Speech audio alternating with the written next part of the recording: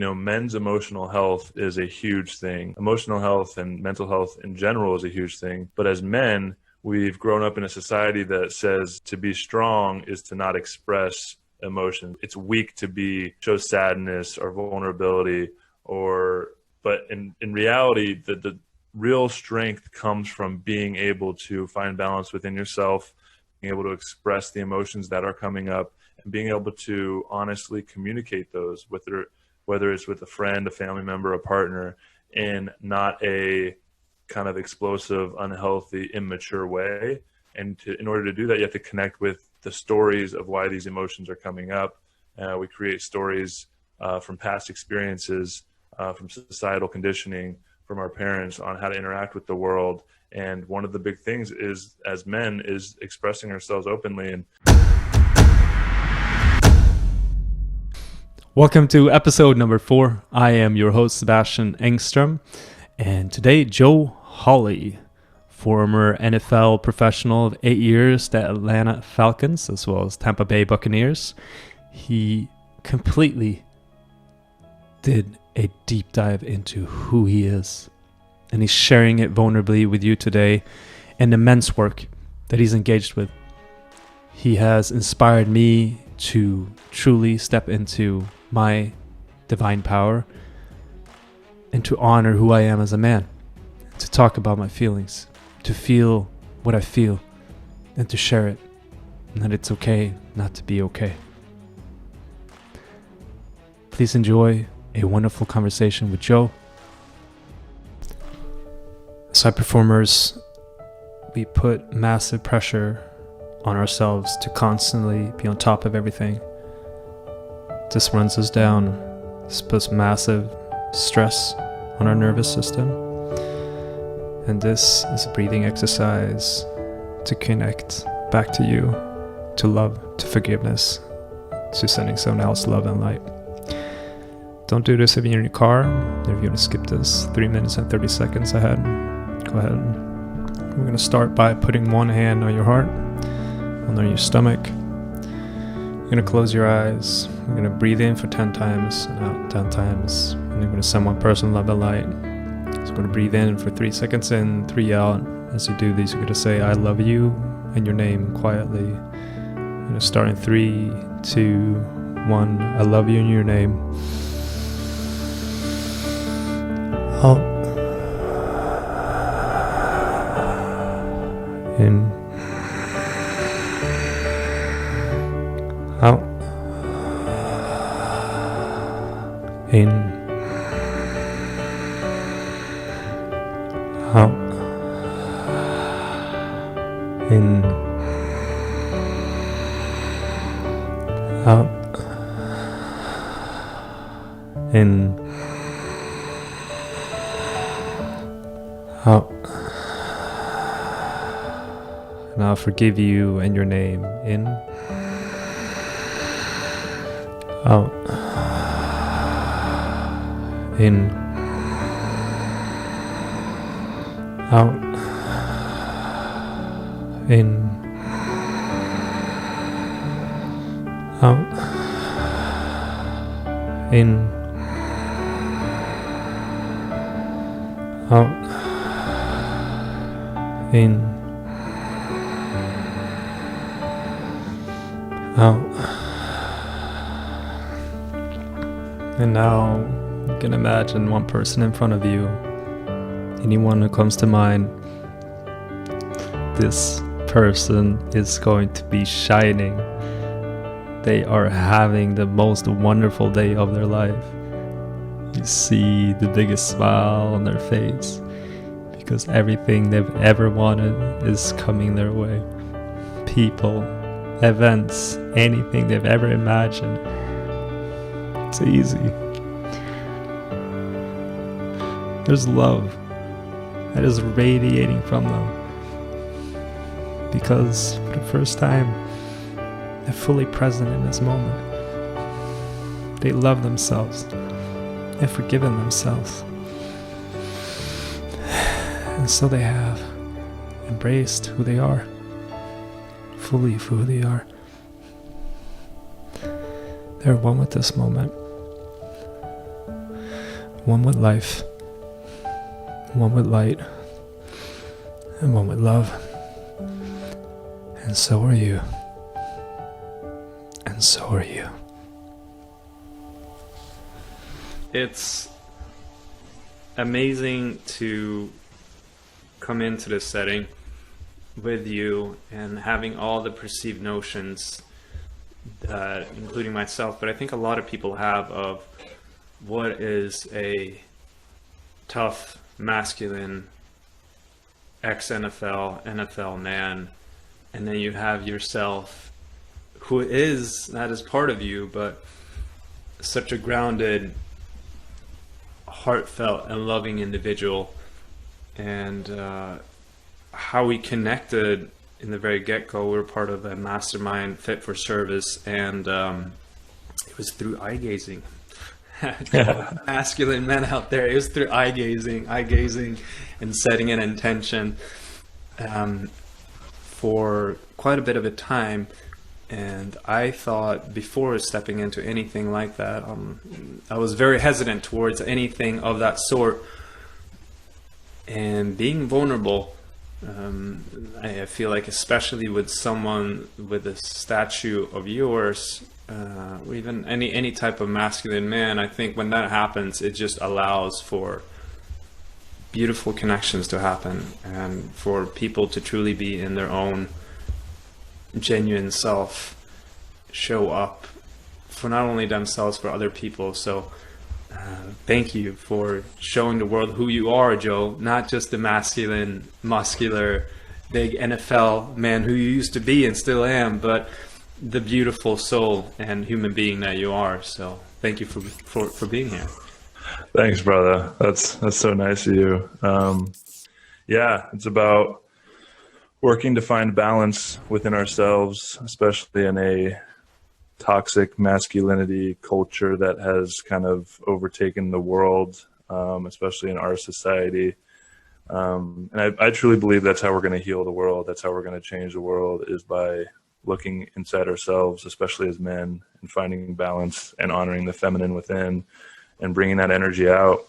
And eye gazing, wow, what a powerful practice. I mean, I've done it now with Fit for Service a few times with different people, and it's, it is a vulnerable practice, because looking into someone's eyes is the window to the soul, truly is. And you realize how often you don't look into people's eyes, and people don't look into your eyes. And I've started realizing I can tell how somebody is just when I first meet them, with their eyes, and whether they make eye contact, how comfortable they are with themselves, how comfortable they are with being seen, and what there's something they're trying to hide from, right? And when you fully gaze into someone's soul for an extended period of time, I've actually seen people's faces kind of shift when you can hold that gaze for multiple minutes. It's really kind of a psychedelic experience almost.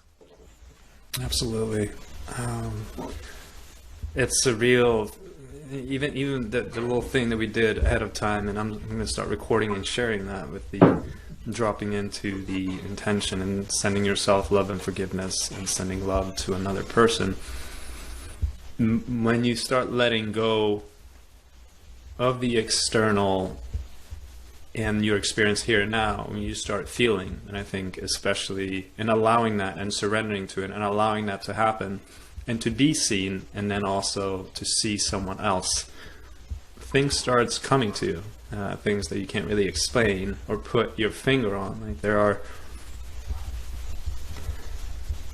and this happened with another gentleman, and with you, I can't really put my finger on it right now, but I start feeling and seeing things from their past, things that I've never heard of and I never knew of, and start understanding them and their hurts and who they are, and how they're showing up, and what they want to give to this world at a deeper level.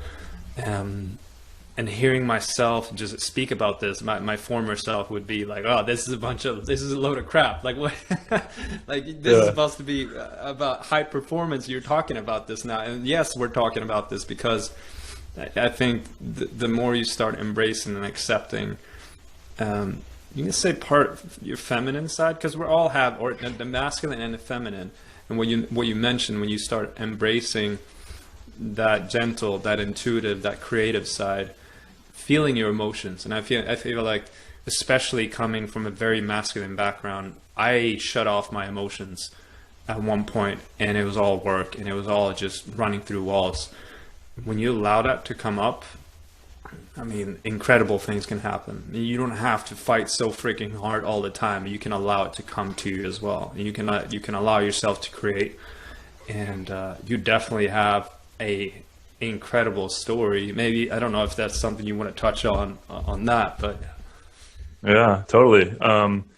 Yeah, going back to your point about the bringing in the feminine and being able to process our emotions as men, it is a part of high performance. You know, if you want to get more done, you don't have to work so hard.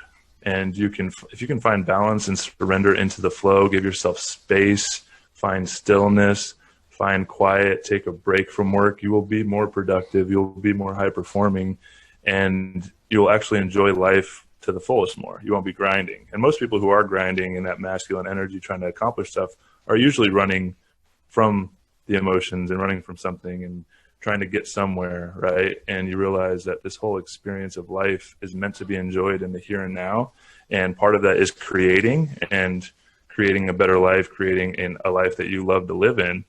But you have to enjoy the life too. You can't just spend it trying to get somewhere, because that's, you know, the quote unquote rat race, and you'll be on the hamster wheel just running and running. And finding balance and slowing down really gives us a chance to enjoy the experience. To share a little bit about my story, I played in the NFL for 8 seasons, 5 years with the Falcons, 3 years with the Buccaneers.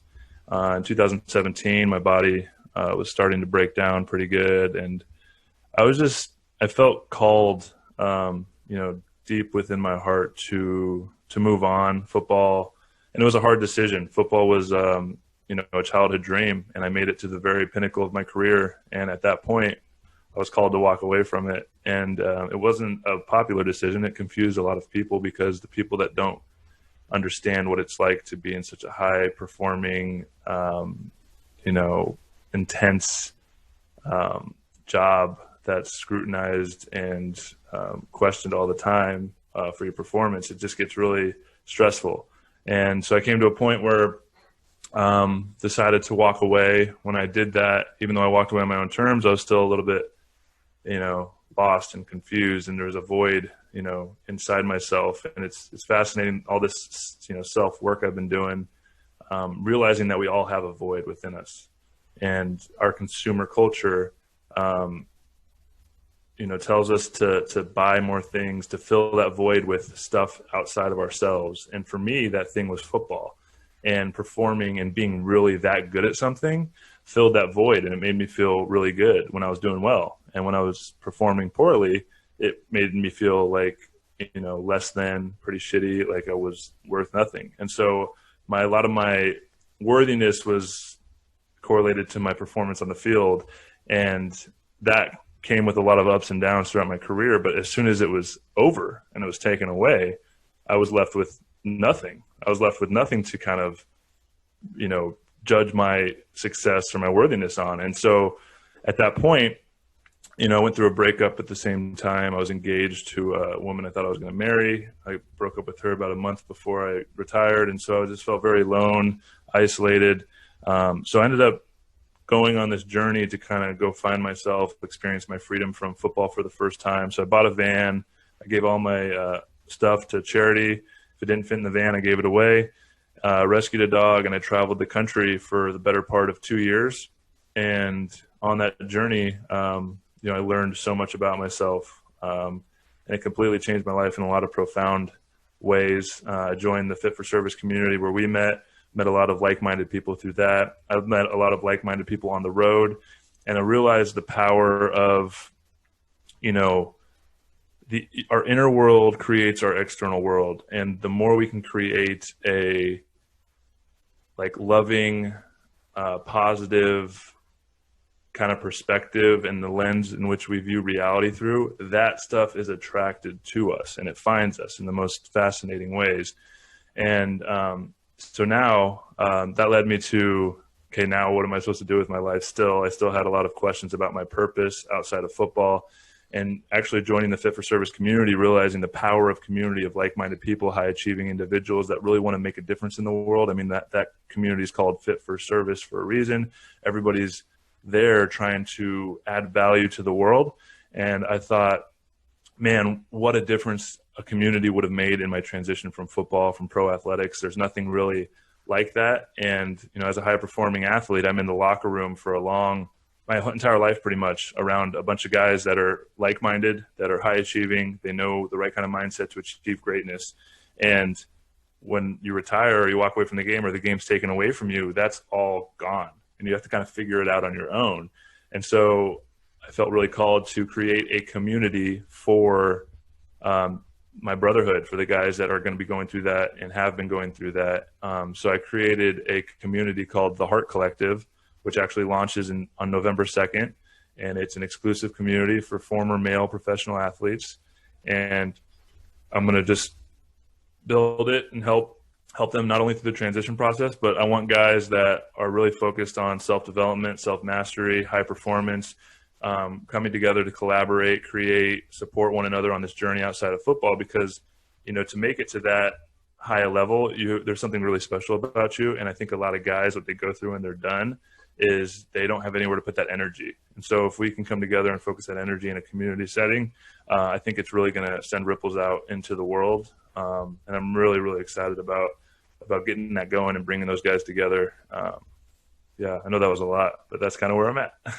I think it's amazing. Just getting my pinnacle was college football, but even there was a mix of some people who are just incredibly talented. I took pride in being the hardest worker. I never really had the most talent. Like my father came from a farm on an island where I grew up with 50,000 people, and he completely went off the grid with what he did. He later became a CEO and sitting on being the board of directors and so forth. But what happened there was he worked so hard, and that's something I got from him. But the talent, he was a terrible football or soccer player, I should say, from a technique perspective. Football. Yeah, exactly.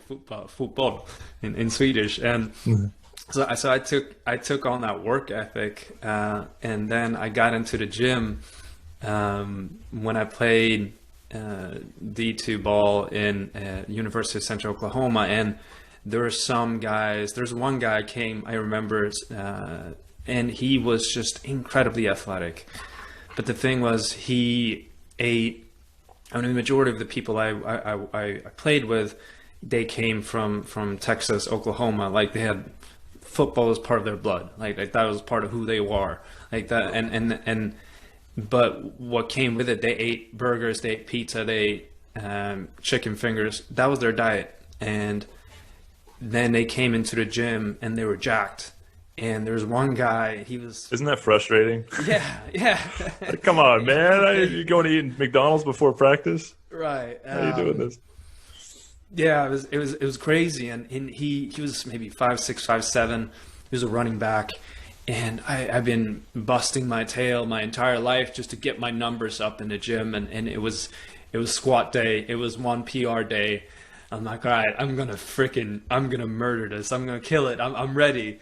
And I get all hyped up for like 30 minutes and gotta get the right song, trying different songs, really get my edge, really to get out of my mind. I'm like, all right, get under the bar, hit that freaking 405, and I struggle, but I get it and freaking celebrate. And then shortly after, this guy comes in it was more open gym. And he was like, oh, okay, squat day. All right, let me do 2 sets of warm up. He's like, oh, well, what do you think I can do? Well, let's try 405. I'm like, no, no. The guy gets under the bar after 2 warm up sets. He's never tried a weight before, 5 minutes in, he hits 405. I'm like, okay, let's move on to the next thing. I'm like, what? You live on burgers, pizza, and you're ripped and jacked out of your mind, and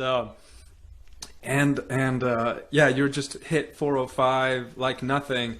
And I had a similar experience in Minnesota, and that's why I came over here into the United States in the very first place, was to play basketball. And I had all these high hopes and dreams. I was all into the rap and the African American culture and all the confidence that it instilled, because it's very different in Sweden. It's a very mellow culture. It's very much you fit into a box, you don't stand out. And I was so attracted to, like, you can be whatever you want to be, and you can just be out there and just taking names, slinging, and just having such like poise in your game and owning it, and having just love and passion for what you do, and that's not that common in Sweden, and I saw that in that culture. And then I started playing in Minnesota. I'm like, oh yeah, I'm gonna probably play in college, maybe the NBA. And we played fall ball, and it was against a inner city team. There is a guy who might be 6'3". He came up and he did a 360 dunk above one of our guys, like on top, his hand. Like, oh, yeah. maybe maybe not. Yeah, and at that point, one of my teammates said, "Oh, they're not even sure if he's going to go D1," and I'm like, yeah, the bubble burst, right? Yeah. So what I just told you were two significant moments in my life when I realized I'm never going to be a pro athlete, and I shifted towards maybe I'll become a strength and conditioning coach, but that is not where I'm at today. Why I'm stepping into this is there are some of these incredibly talented people that make it all the way to the NBA, the NFL, but they don't have the self-awareness or the discipline, and they get caught up in the media, in the partying, in the fame, in the women, and yeah, even the drugs, anything that you can to get an edge, and the distractions are there. And you hear people of they're going broke, or they are end up getting arrested, or whatever it might be, or they retire early, or they get kicked out. And there's so many people I can't even tell you that I played college football with that got suspended because all they did was party, and they didn't care about their grades. And they're some of the best players, and it hurt the team. It hurt everyone around them, that they couldn't keep playing because of that. And to a degree, you see that at the highest levels too. What is so unique about you, I mean, you made it for 8 years. I mean, that's a long time in the NFL too. And having such self-awareness, do you feel like that is something that you came across? And how prevalent is it with having that reflection and self-awareness? To a degree, it feels like it can almost hinder you to performing at times, because I feel like when I go too deep or get too reflective, it sometimes puts me in such a loving state. Like, I don't care if I win or lose. I just want everyone to have a good time. Yeah. I mean, I definitely it's been quite the journey. I mean, towards the end of my career, when I started, meditating and focusing more on that self-awareness and trying to find peace and calm within myself, I was able to bring that into my competitive nature and then flip it on when it was time to compete, which was really cool. But I'll tell you about, like, it is a journey. I've had a really up and down career to play for 8 years. And there is a lot of really good athletes that don't make it. And there's a lot of different reasons why. But, for me, I think it's really the mindset and the attitude and these intangible things that create success at the highest level, because it's what separates, the good from the great. And I'll tell you a story. When I was a really pinnacle turning point in my career, it was my third season in the NFL. I'll start with my second season. I ended up starting a few games at center, and then our starter was hurt, so he came back, and then our right guard ended up getting hurt. So I ended up playing right guard the majority of my second season, and that starting center was like a 14-year vet, and he was set to retire after that year.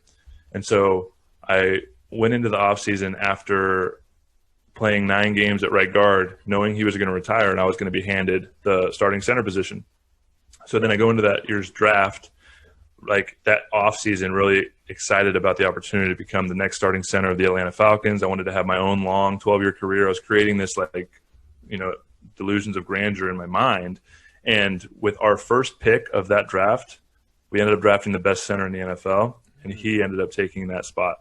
And that was like the rug was pulled out from under me. And that was my first real, like, welcome to the NFL. You don't really mean shit. Like, your job can be taken at any moment, and nothing's ever handed to you. And I didn't handle it like that. I handled it, you know, I kind of went in a downward spiral. I was kind of playing the victim mindset. I went into the training camp that year really upset, still confused, like, how did this happen? Almost didn't make the team, and ended up not even dressing. I was an inactive player the whole season. I was going home from practice kind of drinking. I was, like you said, like trying to numb out the feeling of not being worthy enough to start and how that opportunity was taken from me, right? And I was pointing the finger at everybody except myself. And it came to a pinnacle where I ended up getting suspended for 4 games because I took Adderall, which comes up on performance-enhancing drug tests, and it's an automatic 4-game suspension. So I got suspended for 4 games. When I came back, we were 13-1, I think, at the time. We were about to be the number 1 seed in the NFL, and it was Christmas Eve. I will never forget. They called me into the coach's office. It was like week 16, and they cut me. They were going to cut me. They're like, Joe, we're going to let you go. You've kind of gone downhill. We found somebody that's better than you. And I sat there, and it was the first time I was just completely filled with regret, because I knew in that moment I could have done more, but I was waiting for somebody else to give me an opportunity. I was pointing the finger at the strength coach because he was an asshole. The O-line coach didn't like me. The head coach wasn't giving me an opportunity. Everybody was out to get me. And then in that moment when it was all taken away from me, I realized I'm going to be on the street and nobody's going to care. Everybody here on this team is going to continue the next week, and they're not even going to blink an eye. They're going to be like, oh, what happened to Joe? And I've seen it plenty of times with other players. Like, as soon as we're out the door, on to the next one. Like, the team must go on. And I had this deep feeling of regret. And I remember looking them in the eyes and being like, if in the playoffs, the first round of the playoffs, if the starting center got hurt, would you want this new guy you brought in to start, or would you want me to start? Like, who would you trust more? And they sat there, they thought about it, and they're like, I guess we'd have to trust the other guy. I was like, okay. So I went around and started doing the sign out stuff for getting cut. And I guess through different things that are behind the scenes, I think somebody had to go on IR, like a receiver had to go on IR, so a roster spot opened up, and they thought about what I said. So they immediately called me back in the office, and they're like, Joe, we thought about what you said, and we're going to keep you on the team as the 53rd man on the roster. We're going to give you a chance to work your way back up. And ever since that moment, it shifted my entire career. And I don't think if that didn't happen, then I wouldn't have played as long in the NFL. But because that happened, I showed up every day, no matter what, you know, a coach told me, no matter what a teammate told me. I knew what I had to do to be the best version of myself. I went in that offseason. I totally revamped my body. I showed up in the weight room early. I left late.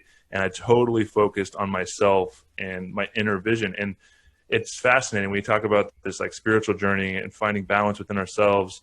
You know, I think the first step to any kind of awakening to reality and to performing at a high level, whatever you want to call it, is awakening to the idea that you are responsible for yourself.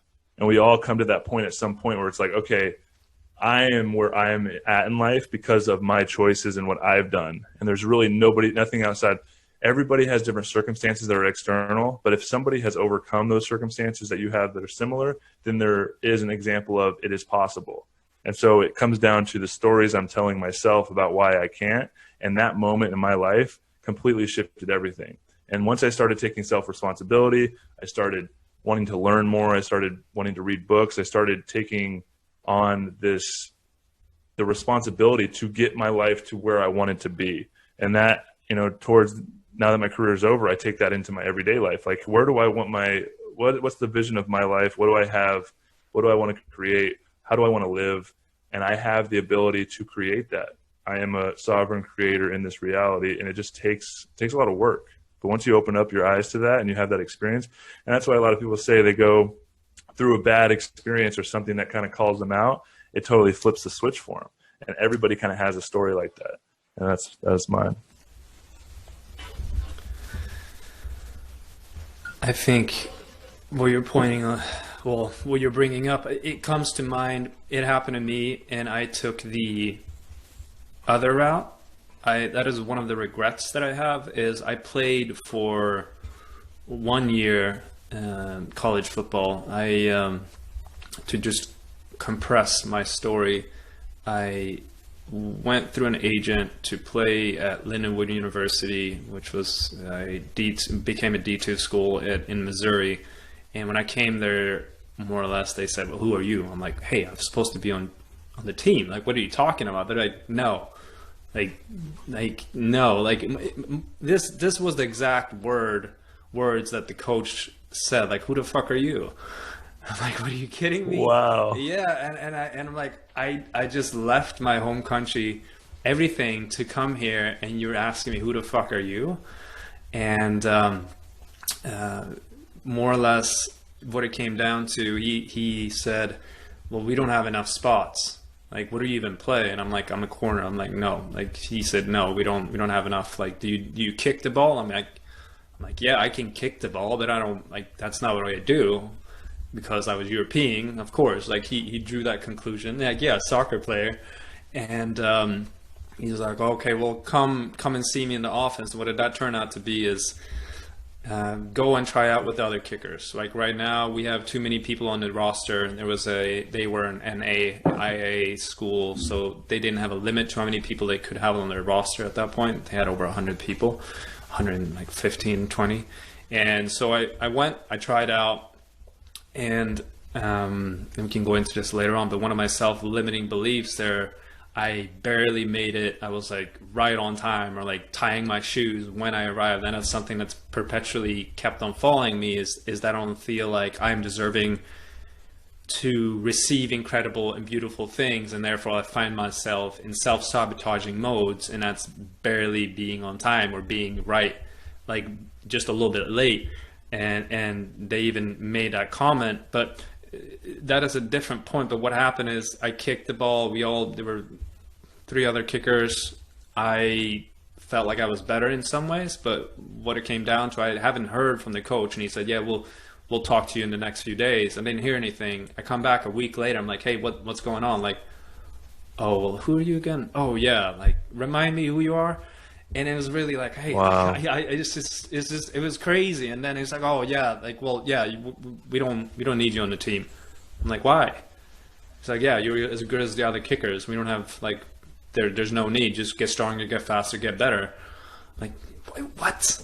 And through that, it created such resentment and such anger. He was like, yeah, come back for tryouts next season, or during the off season. And I use that fuel, and I think that's incredible for a lot of high performers. When you use, I think that can be, there's one good part about anger, and I use that anger really to just like, I'm going to show you, like, I'm going to show you and everyone else. And even like at that point, like, I started playing football when I was 18 as more or less, oh, it's the American experience, and I wanted to try it out. And turned out I just had some natural skills and that flowed into it. And people around me, my family, saying, well, you gave it a try, trying to give up. I'm like, no, and now I have this fuel. But what it also turned into was this anger and pointing the finger, and how it manifested itself was I eventually got so angry that I ended up getting mono, and I was completely wiped out for 2 weeks, and I've never experienced anything like it. And I was barely able to move in the bed. And what I realized, what I've been doing, because it happened prior, when I manifest such strong emotions or hatred or ill intent towards other people, it manifests in my own life. And it sets up blocks in my own life. And it's similar to your story in that way, that I was creating a negative reality for myself, and I was pointing the finger on everyone else, even though it's part of his positive motivation, but it's also going into the victim state. What ended up happening, I tried out I realized the writing was on the wall. They're transitioning into a D2 school, and they ended up not having a tryout. I tried out for a different team, University of Central Oklahoma, and I made the team. Now, unfortunately, everything repeated itself. They're like, oh yeah, you're gonna congratulations, like you made the team on the spot. And then I was like, this is a freaking like highlight of my life at that point. Yeah. And I hear I was in France with my girlfriend at the time, where she was from, and I get a call from the coach. One of the coaches like, "Oh, hey, are you still going? Are you still joining the team?" I'm like, "Yeah." "What are you talking about? I'm still joining the team." Like, "Have you been kicking?" I'm like, "No, I have not been kicking. I thought I made it on as a corner or as a wide receiver." They're like, "No, we want you to kick the ball." I'm like, "You gotta be kidding me." Wow. So I'm like, okay, I guess This is so. a classic miscommunication story is what's happening Oh, here. that too. But yeah, and stereotype story. Sure. What happened is the coach then told me, I'm like, "Hey, well, at least can I get a defensive playbook?" Like, "No, not yet. Like, we just want you to kick the ball and focus on that." I arrive. Okay, well, I was like, that's not that cool. And then I asked him, "Hey, can I just get a playbook so I can start studying? Because my intention is to do both." Like, "No, like, you just came on. We don't know if you're going to take this playbook and go to or transfer to a different school. I'm like, you got to be kidding me. Like, I'm here from Sweden. I'm not intending to go to a different random Oklahoma school just to freaking steal your playbook." But what I'm realizing in this is, like what you're saying, nobody gives a shit. Like, nobody gives a shit. Like, if you can perform the job. Like, there's some coaches, of course, they're nicer and they're more caring than others. But at the end of the day, I created the same reality again. Like, all right, I'm gonna prove through anger that I'm gonna make it. And what part of that also led to my demise, because I was running myself in the ground. Because I was trying to, as so many high achievers, I put so much on my plate.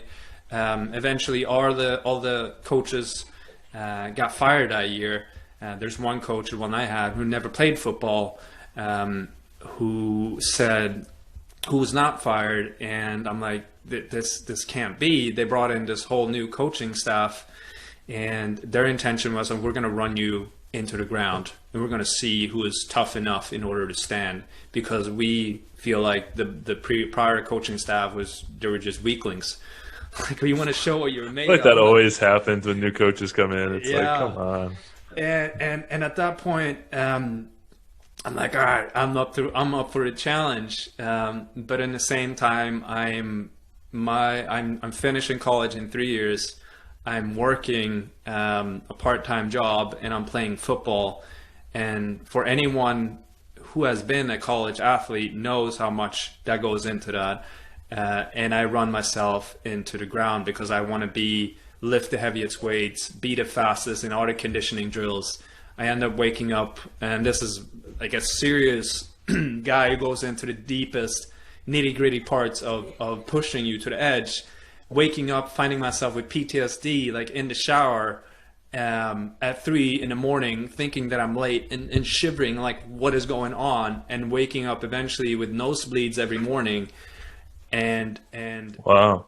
yeah, falling asleep at work, and I'm realizing I can't keep doing this, and that's when I stopped football and I went into coaching soccer instead. But that has just taken it, and I'm grateful for the extreme that I took it to. But in that, I was doing and going about my life in ways where I was proving things to other people. I was running off of anger as my fuel, and I was victimizing myself. And reflecting in hindsight would have been one of the most fondest and best memories I have is the time I played football, is because of the incredible brotherhood, the camaraderie, the sense of accountability, the discipline, the structure, and knowing every day what you step into might not be comfortable, but you're going to show up.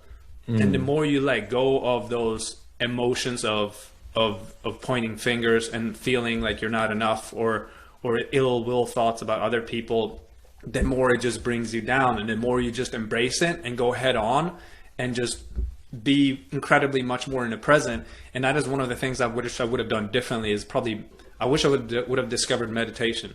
I wish I would have learned how to empty my mind to just be in the moment and just be and embrace everything around me. That would have served me incredibly much. But I know when you take it to the next level, I mean, whatever career you're in, whatever path you're on, that'll always come back. And it has come back to haunt me again in different areas now in my professional career. But you're speaking to something of grave importance when you have that brotherhood, when you have people that you can trust, when you know they have your back, and you feel that trust. And especially now with men, when we can't have that in so many ways because it's seen as weakness, or we're in front of our screens, or we're just off doing something else. Like and there are books and research published on this, that we can't, that a lot of us don't have this connection. We don't have that many friends, and it's a deep longing that so many men have, but they don't want to open up, and therefore their relationships suffer because the woman they have, or if they're in a relationship with a man, they can't fulfill that in the same degree. And when you're creative with the Härt Collective, or with the ad that you included, so the Swedish, or the Härt Collective, I would say it in Swedish, but I think that's an incredible thing. And yeah, I'd love for you to just maybe elaborate on that, because I think the change that you're creating in this world is such a needed change. And yeah, thank you for doing it. Yeah, thanks, man. Yeah, I mean, like I said, the community aspect that you get from football, the brotherhood, the trust, the being around guys that are like-minded, it's especially at a high pinnacle spot, like on the professional level, it's hard. One of the hardest things about the transition is getting out and finding someone that can relate to the experience you're going through, because it's hard. People don't understand. They say, oh, you played professional football, you made a lot of money, you were famous, you got all the women, you could buy whatever you want, you played on TV, but so they don't really have any empathy for you when you're done, right? And so creating a community for guys that are going through similar experiences, that are high achieving, that can really make a difference in this world, I think that's the huge part of it. And there is a piece of this connecting with, this deeper part of who we are. And I think that's where the whole collective global energy is shifting towards. Men's emotional health is a huge thing. Emotional health and mental health in general is a huge thing. But as men, we've grown up in a society that says to be strong is to not express emotions. It's weak to show sadness or vulnerability, or but in reality, the real strength comes from being able to find balance within yourself, being able to express the emotions that are coming up, and being able to honestly communicate those, whether it's with a friend, a family member, a partner, in not a kind of explosive, unhealthy, immature way. And in order to do that, you have to connect with the stories of why these emotions are coming up.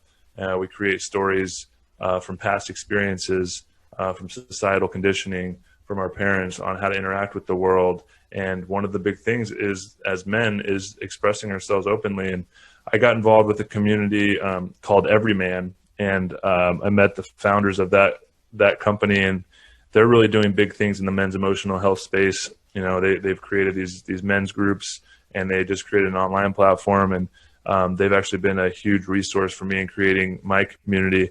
And it is this, I went to one of their retreats one time, and just witnessing these everyday guys that have, all these different kind of jobs, different kind of lifestyles, different kind of people coming together in this small group in a safe container, for them feeling safe enough to open up and express, and witnessing the amount of energy that is so pent up and held onto.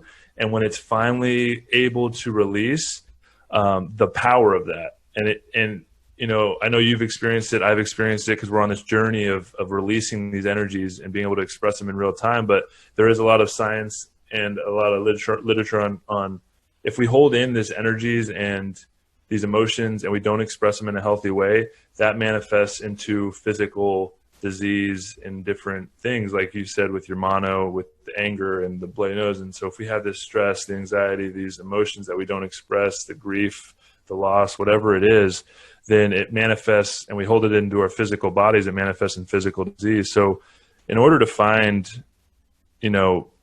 total wellness and health, is, emotional aspect of it is huge, and especially in the men's side. And it does, I'm really excited about the opportunity to bring this kind of work to such high achieving individuals.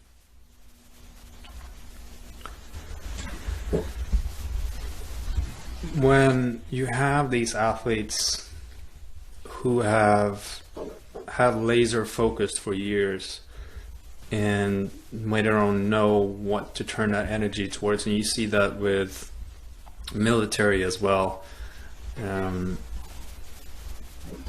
this energy, and you see that with some athletes when they reach that pinnacle, the most extreme of it, and that's the reason why I started this too, this podcast and the company 𝚊𝚗𝚗𝚐𝚗𝚗, is when you don't have a direction after, when you, all these things that you prior, like you said, you can distract yourself, or when you have people around you, or when you have a community, when that's taken away, when you're off on your own, when you're alone, and you have to face that, that's an incredibly difficult thing. And I think for a lot of us who have been in that position, we are taught to do it on our own.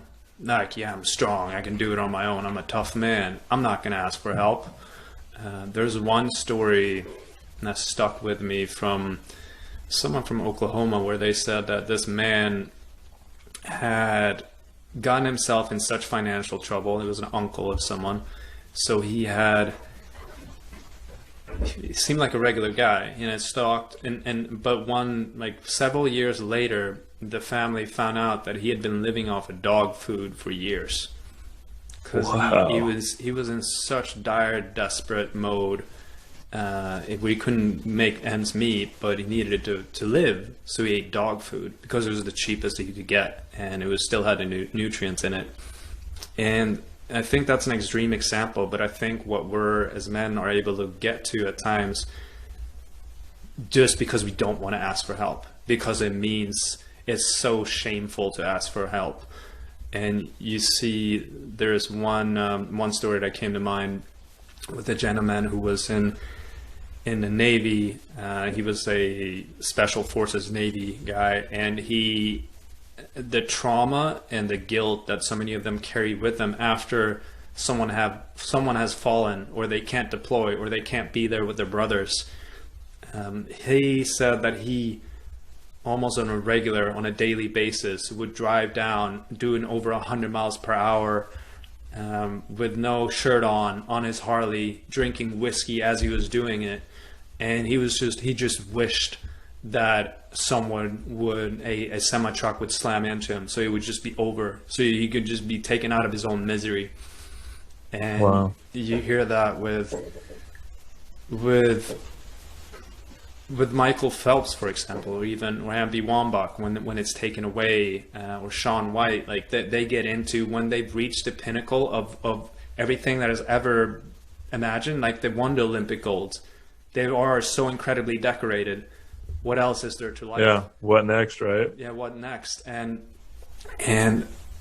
Michael Phelps almost committed suicide. Same with 𝚼𝚊𝚗𝚗𝚗𝚗𝚗, and same with some of these most decorative people. And there's some that have done it. Like, for example, someone who was close and near and dear to my heart was Avicii. He decided to end his life, and he went on a very reflective path and really the deeper meaning of life. And he started stepping away from music, but still still had that pull to that industry, what he needed to be. But he didn't do it for the fame or the glory, and that's what he had to step away from. And he had all these physical ailments that you were talking about that showed up in his body. That's why he had to cancel all these tours. And he started reading Carl Jung and all these other books, and really started figuring out, like, who am I and what am I doing in this world? And really his love was for music, was the creative expression and the art. But he got so eventually, you hear it in his songs, where he found connection through relationships, but there was always an aspect of the escapism, like, I don't need no drugs when I'm with you. There's some lines that go like that. One with a song with Aloe Black, like, when I'm feeling, or when I'm connecting with you, the blow or the weed or anything that doesn't matter anymore. But so many people who have reached these highest pinnacles don't know how to reestablish that connection or that purpose again, so they turn to alternatives, just as a coping mechanism. And it's hard to, and this is really to just bring light to some of these, what people go through, and especially the high performers, because it's so hard to feel that trust and to have other people relate to them. So, I mean, what you're creating in this world, I can't just put enough emphasis on it. Like the Härt Collective is magic. Like it's truly freaking magic. Yeah, that question, who am I? I mean, that's the real question, right? And it's hard to point a finger at any one thing because we aren't our job. We aren't what we do. We aren't what we create. We aren't our names. Those are just labels. We aren't even our physical body, right? Because we're the awareness of it all, and we create these stories on how to interact with the world. And a lot of these stories that we're living out, the collective stories, are inherited by our society, by our parents, by our lineage, by the stories that we were born into, and the story that we create about being a high performing athlete. And when these stories are taken away from us, it's very debilitating and jolting, and it's it makes you question a lot of things. And that was one of the things that really got me on this path, is when being an NFL player was over. Like that whole story, I was no longer that thing, and I had to figure out who I was without it. And I think that's a journey that a lot of people, I think every single human being will go through at some point, through some big transition. Even this, global pandemic, everything's going normal, right? Quote unquote normal, whatever normal is.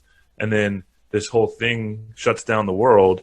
Everybody's collective stories shift in an instant, and they start questioning, like, what is reality? Like, and then a lot of people have taken this opportunity in two different ways. Like, oh my gosh, the world's ending, and they're in this fear state because things aren't what they used to be. But then there's people that are questioning, oh, if it can shift like that, then it's impermanent, right? It's not so rigid and static. It's you can create the story that you want to live. And I think that is, the power of doing the work on yourself, and like looking in the mirror and figuring out what fulfills you from the inside, and not looking for the external validation, because it is a drug, right? And when it's taken away, there's a lot of withdrawals.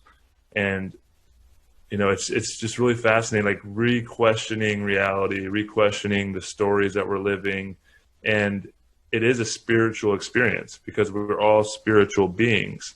And once you realize that you can create the story that you want to live, there's a lot of power in that. But it takes a lot of energy and a lot of work to deconstruct the stories of the past. With pursuing at one point a master's in kinesiology, it just so happened to be that we did in-depth research on post-traumatic brain, you can say, injuries, traumas, and anything that goes into high-impact sports. There was some incredible people that they flew in that have done bleeding-edge research on that, and that was a high topic here the last few years. And Will Smith was in that movie too, and you've seen several people who have come out openly about the impact that these sports have had, and some of the debilitating effects and traumas that have led to. Do you feel like you were firsthand experiencing this, maybe even personally, but what you saw with other people as well as you were playing? And how do you feel like is that something you've taken into mind too with now going forward? Yeah, I mean, there's it's definitely something that's come up for me. It's created some fear of the unknown, of what's going to happen down the line with my brain, right? And it's actually, I look at it as kind of a gift, because it's what led me down this path of figuring out, this journey I've been on of self-discovery and figuring out who I am. Really started from trying to be proactive about the brain, the physiological damage I've caused from all the football. And so I realized, after reading some books and doing some research on it, that meditation, learning experiencing new things all create new neural pathways and neurogenesis in the brain. And so I realized if I can do that and work my brain out, then I'll have less of a chance, I'm hoping, of developing like Alzheimer's or some, dementia later on in life. And that's how I kind of started. That's how I got into working with plant medicines as well, specifically ayahuasca, because I learned that they would do these fMRI scans of people's brains, and just the neural activity of, let's say somebody on mushrooms just lights up the brain. And I was like, okay, I need to be proactive about healing my brain, creating as much new neural pathways as I can, neurogenesis, because there is definitely brain trauma from playing 16 years of a high impact sport like football.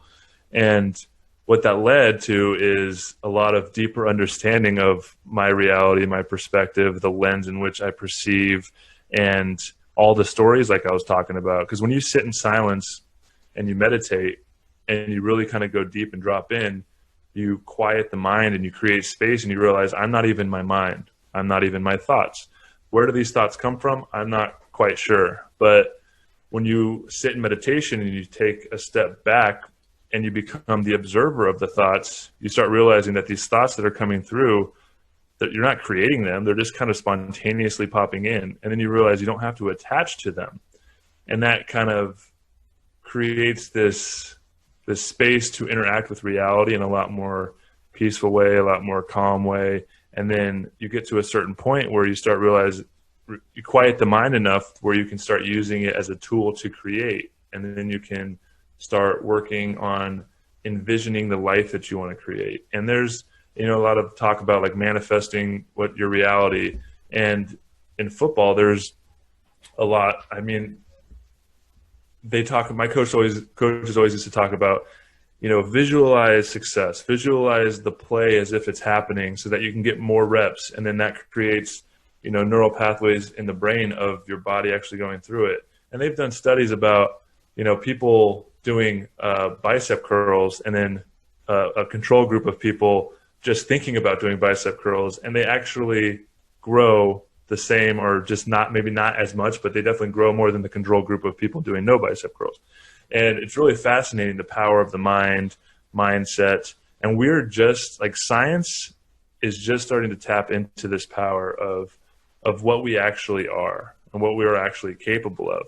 But so many people get lost in their stories. And I'm so grateful. I know this conversation kind of started with the brain trauma, but the brain trauma, the fear of that creating problems down the line for me, got me into all of this deep self-work and creating space and meditating and the plant medicines. And it's really, I can feel it created more neural pathways, and I feel more aware, I feel more connected, I feel more calm, and I feel like less reactive to my external environment. I don't know where I was going with that, but yeah, there's a lot of potentiality that exists in creating the reality that we want to live, but it all starts by slowing down and finding stillness, like we talked about earlier in the show. And those are the things I want to teach in the Härt Collective. Yeah. So needed. I've boiled it down for my own, reality to not get too soft with it. I call it working out and working in. There are other more softer ways of doing it, but that is what I connect with the most because of the structure, the discipline. Okay, working in, I'm like, all right, I can still see that as okay, I can achieve it, but it's in a different way, and it's in a letting go way.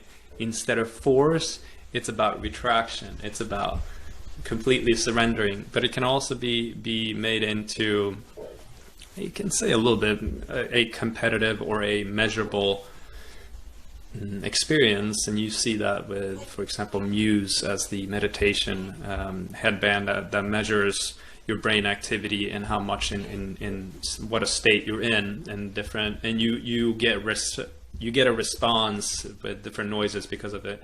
And have you used that? I gifted it to my wife. Oh, nice. That's a funny thing. I've heard my wife speak to it. I've never used that. I need to use it. But I know how it works. I knew. Interesting. Yeah, I want to check it out. I hear that as a call out to So yeah, I'm gonna get on it. So sometimes the universe speaks through me, you know? yeah, there we go. So with the working out piece, and I feel like that this is a something that a lot of athletes and people, high performers can relate to, that we're always going, we're always pushing, we're always exerting force or effort in one way or another in order to get even more creativity, and there's actually the opportunity to do less and to be more effective at what you do in the Tim Ferriss style, like the 4-hour work week style. When you tap into the mindset and the visualization, what you're talking about, and the more you're able to do that, the more effective you're able to do that, and not just see it, hear it, or experience it, but be in it in a deep state, like in an emotional state, when you can feel the emotions of how you're experiencing and how you see, like Arnold said, I can see it, like with my muscle, like when my bicep, it feels like I'm coming, like he says that traditional line, right, in Pumping Iron.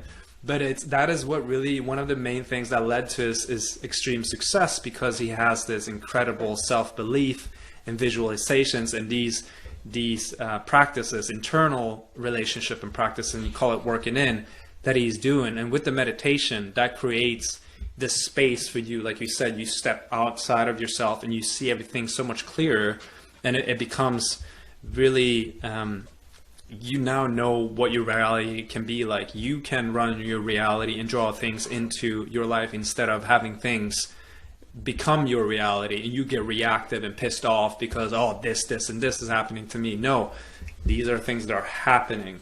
What am I choosing to draw in? What is really happening?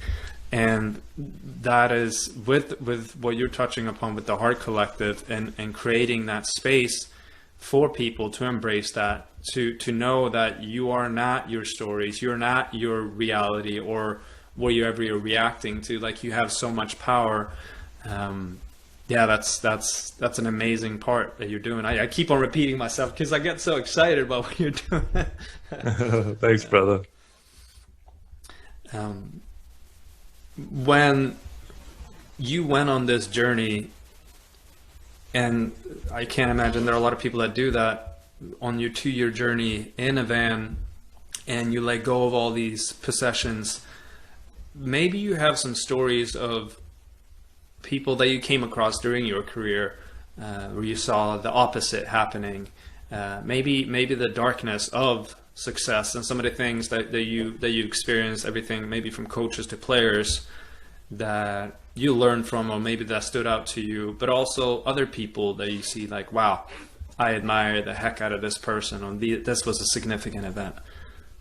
Yeah. I think there's a lot of people that struggle with the transition from, like I talked about, from such a pinnacle experience into reality. I think a lot of people, the majority of people that go through a big transition in life, whether it's, someone as extreme as someone dying, to losing a job, to changing cities, to, going into an unknown situation, there's a lot of fear that comes up in people around that, because although we never really know what the future holds, like tomorrow doesn't actually exist.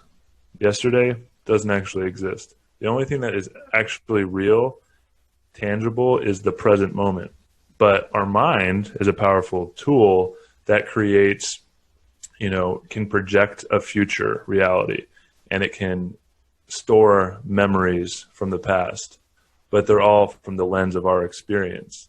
And when we have a routine, we're habitual creatures. We like, there's a lot of studies about habits, and I find it really fascinating that, the mind and the body create habits to create more space for us to think, because if we're thinking about the thing we're doing, then there's not a lot of mental capacity for other things. And the mind likes to be lost in itself thinking about stuff unless you really train it.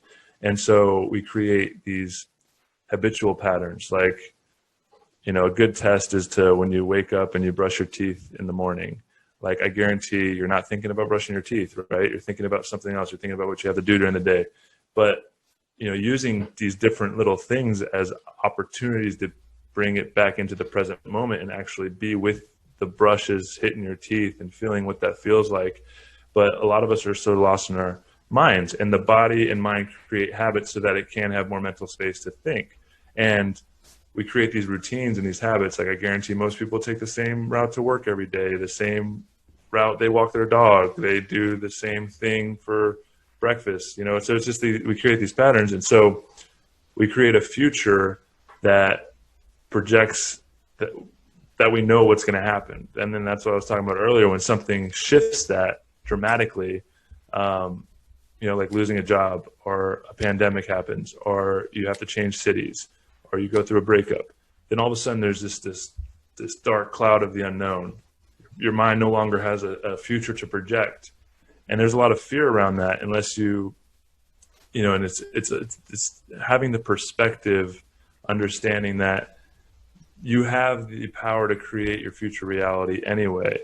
And I think a lot of people go through those situations, and you have, you know, this, you know, one or two ways to look at it. Like, it's an opportunity to really shift and come back to the present, or it's something to fear and complain about. And it's back to the externalizing your experience or internalizing it.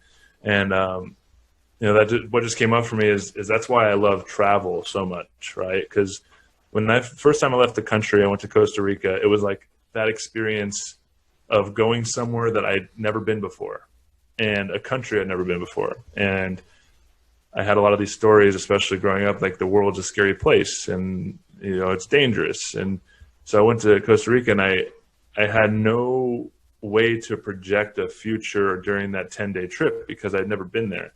And so what it did is it forced me acutely into the present moment. And that completely shifted my life, because that whole time, first of all, I realized that, you know, it broadened my perspective on reality and the stories that we live, and this whole different culture and these whole different country is living a different story than America. And I plugged in, but it also forced me into the present moment. And it became so refreshing to not be stuck in my mind worrying about and stressing about the future. And that's what all these tools help us do, is to slow down and come back into the present, which is the only thing that we really have. And it's, you know, it's fascinating. Most people are just so lost in their minds. The world is a scary place is something that I've come across more so in the United States. When the country is so large and there's so many different states and so much to experience, and I know you share that with quite a few people. I've come across a lot of people, especially in Oklahoma and in Texas, where they have that pride for, hey, I have everything I need in God's country right here, or in Georgia, or for like, and I've experienced, and I'm saying this I think it's in a charming way too, that they have this love for where they're at, but there's also in that there's a fear for what else is out there in the world. Fear of the unknown, right? Yeah. And that makes me curious too. Like, there's not a regular person that really gets to the NFL, or even that is on the journey that you're on right now. Like, what do you think got you to where you're at today? Like, maybe even getting into, I don't know if it's nature, nurture, like what was even childhood like? Like, what do you think molded you into becoming who you are today? Wow. I mean, do we have time to go through my whole life story? Man, I what comes to me is it goes back to stories, right? And the stories that were created for me at a young age. And I've looked at a lot of these stories over the last year and a half, doing a lot of this deep self-work, but I didn't have a very great connection with my dad growing up. He was always there.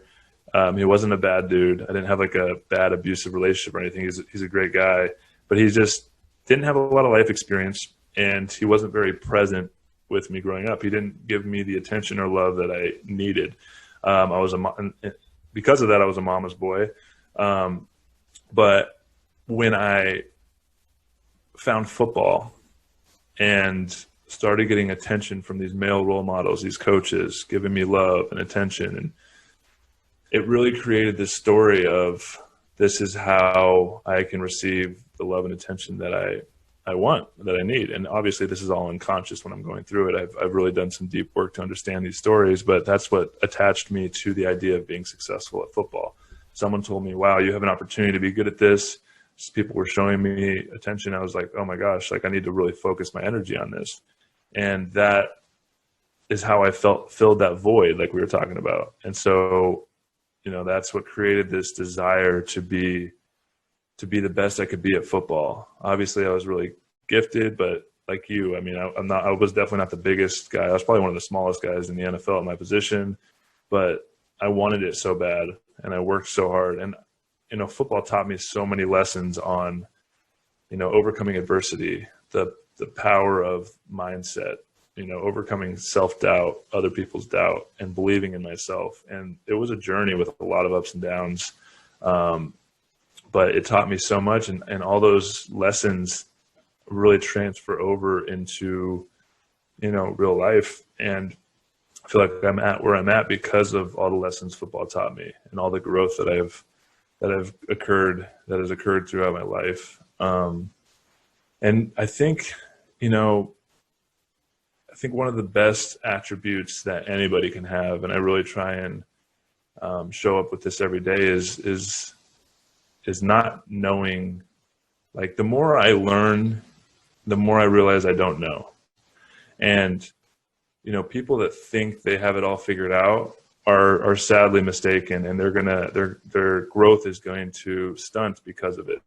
I think if you can show up every day with the attitude of, and even every interaction you come in contact with, a lot of people might show up and, you know, they might be very successful, might be very knowledgeable, might be very intelligent, and they show up to a conversation and think they know something that somebody else doesn't, and this person doesn't have anything to offer me, so I'm not going to give them the time of day. I try to approach every single conversation, every single person, no matter where anybody's at in life, like with the open mind and open heart to learn something from them, because everybody has their own story. Everybody has their own perception of reality, their own lens that they view reality through. No two are alike, which is pretty fascinating if you think about. I mean, over 7 billion people on the planet, countless billions more that have lived on this earth, and they've all had their own unique perception and experience of reality. And so through that, everybody has a story and everybody has an experience to share. And so I feel like the people that make it the furthest in life are the people that have an open mind and open heart, are here to learn and continue to grow. And they treat their life as a schoolyard and a opportunity to learn. And everything that comes up, you can label it as good, you can label it as bad, you can label it as, why is this happening to me? Like, somebody else is just so lucky because they don't have to deal with this. But in reality, it's all opportunities to learn and grow. And, you know, that's why it's fascinating to me that two people can be experiencing the same exact thing, and one person can be super happy and grateful for it and take it as a lesson, and another person can play the victim and be like, why is this happening to me? My life sucks.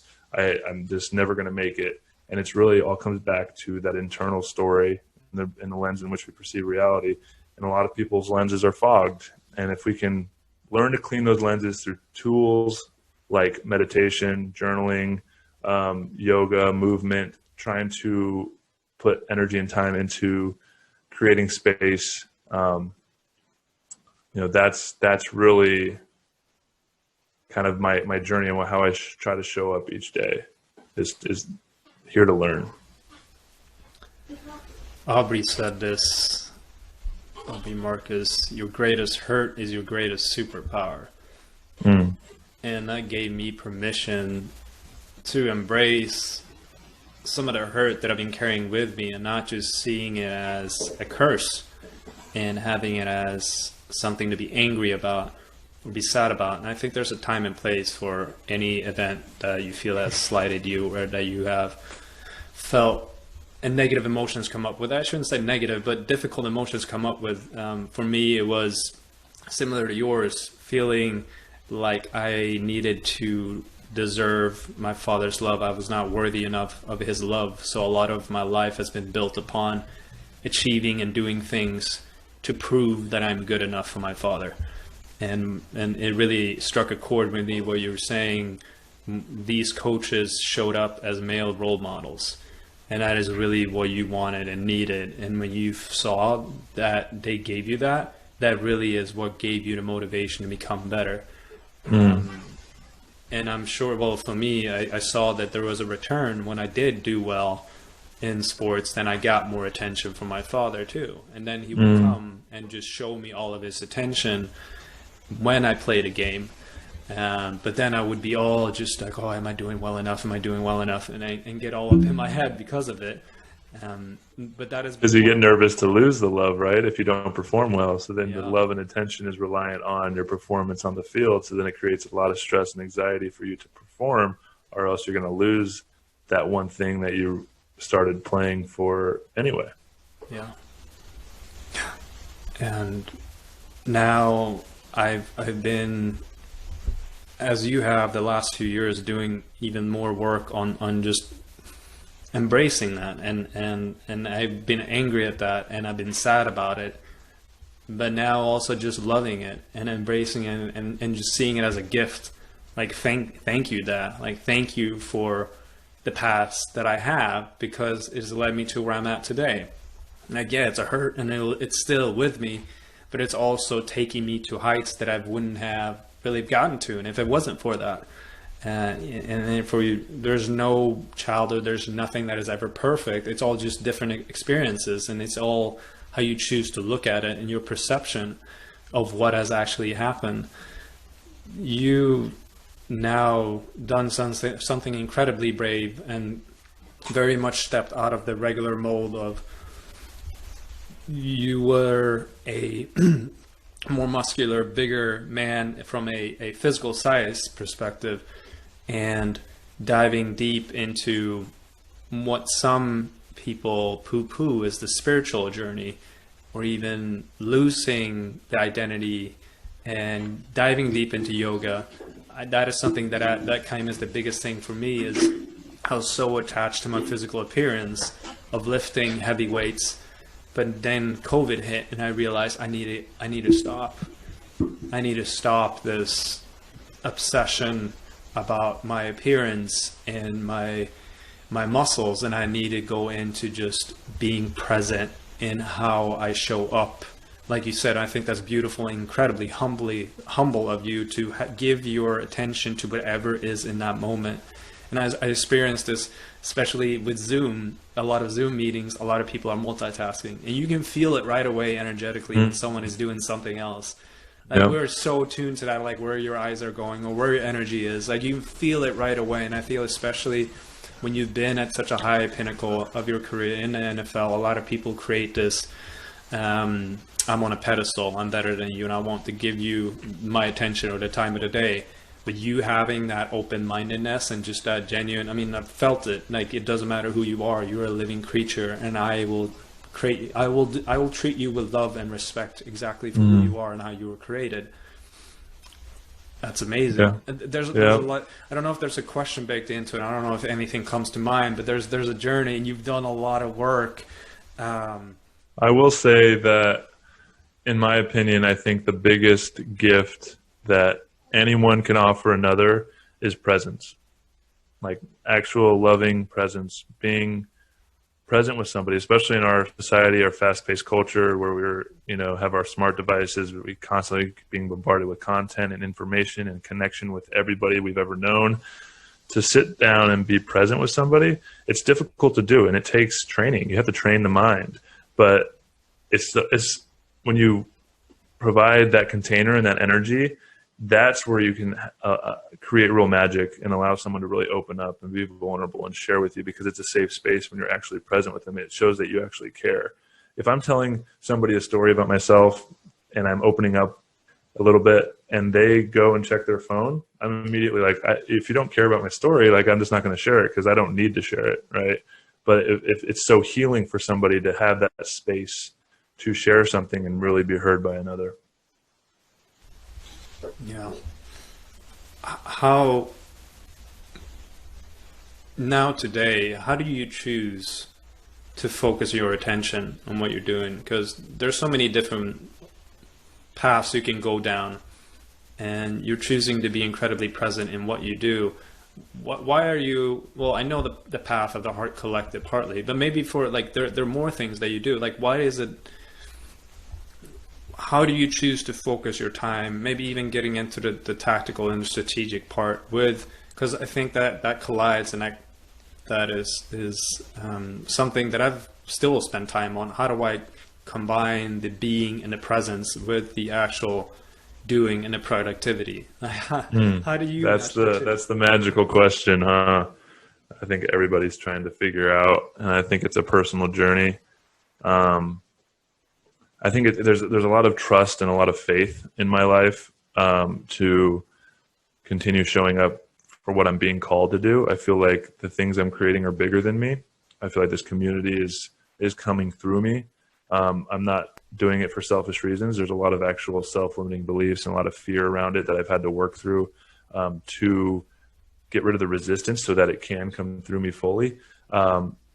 So when I do get overwhelmed quite a bit, because I have a lot of projects I am working on. I got a couple podcasts I'm launching. I got the business is coming together. I got, I create content on social media. So it does become a lot, but I think coming back to the present is a way to, when we are stressed and overwhelmed, it's because our minds are starting to project out in the future. And when I recognize that, I try to come back into the present. And every time I come back to the present, like, am I okay now? Am I safe now? And realizing that it's all a game, right?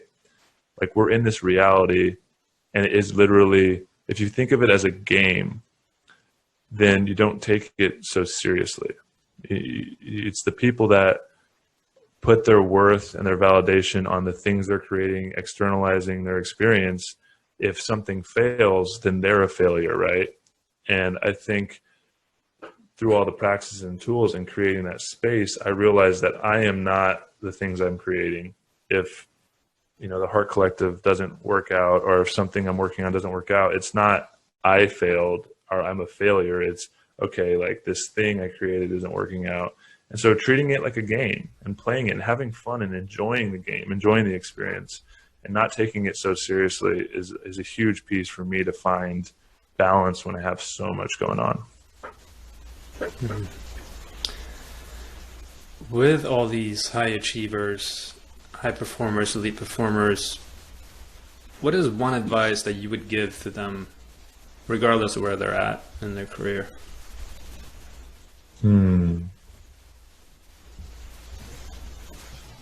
One piece of advice for high achievers. I would say to slow down and enjoy the experience, because there's no matter how much you create in life, no matter how much wealth you accumulate, how many things you get, it's all worth nothing if you're not enjoying the experience, right? It's all about the journey and not the destination.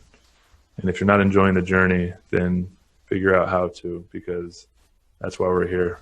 We're here to have the experience, not to get somewhere down the line in a distant future that doesn't really exist. Yeah.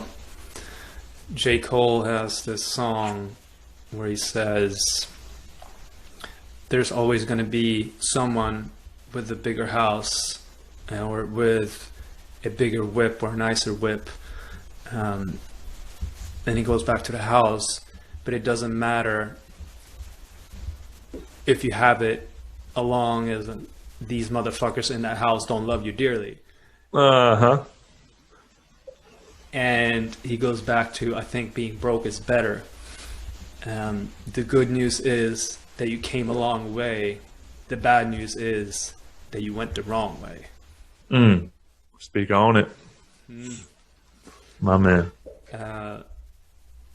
And I'm realizing some of these rappers that are out there, or even there are these gems if you just start looking for them and listening to them. Like, I've listened to this song probably, 10, 20 times before, and I've never caught these nuances and these messages. Yeah, we're all connected, right? We're all connected in some beautiful way. Joe, thank you for connecting with me and the community here and the gifts that you're sharing with this world. Like, you're truly having an impact at a deeper level that it gets me going. Like, I'm like, look at Joe. Like, I want to be like Joe. Thanks, brother. I'm trying. Yeah, whatever you feel like you have doubt in your mind, know that there are people out there that you don't even know of that you're inspiring, and I'm one of them. So thank you for the magic that you bring to this world. Thanks, brother. That means a ton to me, and that really inspires me to keep going and keep pushing through, all the doubt, all the fear, all the self-limiting beliefs, and just continue to show up and trying to create, impact in the world. So thank you. Joe, where can people find you? Yeah. If they want to visit the website for the community, it's 𝚘𝚊𝚗𝚗𝚐𝚘𝚗𝚘𝚗. It's Heart is spelled H-A-R-T. You can check out my personal website at joe-hawley.com. And Instagram is probably the best way to communicate with me at joe.hawley, Hawley. And if you go on the link in my bio, there's links to all the stuff that I'm working on. You can follow my newsletter, check out my website, check out the podcast I'm working on. Yeah, I'd love to hear from any of your listeners. Appreciate you taking the time. Incredible. Thank you, Joe, for jumping on. Thanks, brother. Appreciate it. Joe really is putting himself out there. And as a professional athlete, talk about being brave. When being perceived to be this object, to have everything anyone ever wanted.